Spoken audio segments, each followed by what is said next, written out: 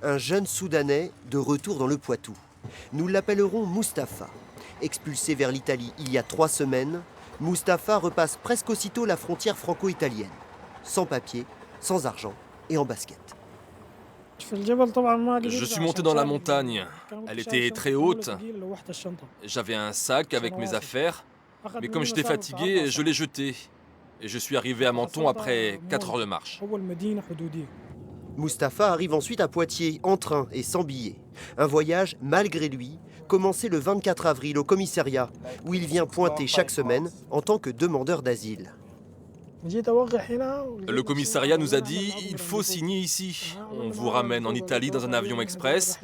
Moi, j'ai refusé de signer, mais on m'a dit « si tu veux pas signer, il y a une ville dans le sud de la France, ça s'appelle Bayonne. On te laissera là-bas en prison ». Moi, j'ai accepté et j'ai signé pour aller à Bayonne.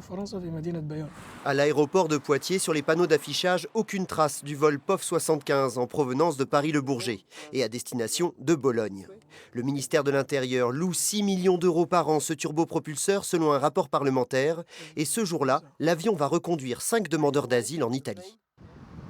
Les policiers m'avaient menotté la main, les pieds, et ils s'y sont mis à 3 pour me porter dans l'avion. Un vol spécial sous escorte Paris-Poitiers-Bologne.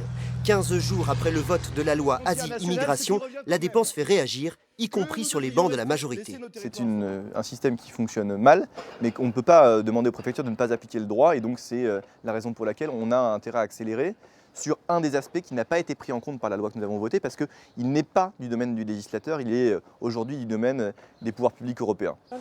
Dans un mois, d'après la loi, Mustapha peut déposer une nouvelle demande d'asile en France.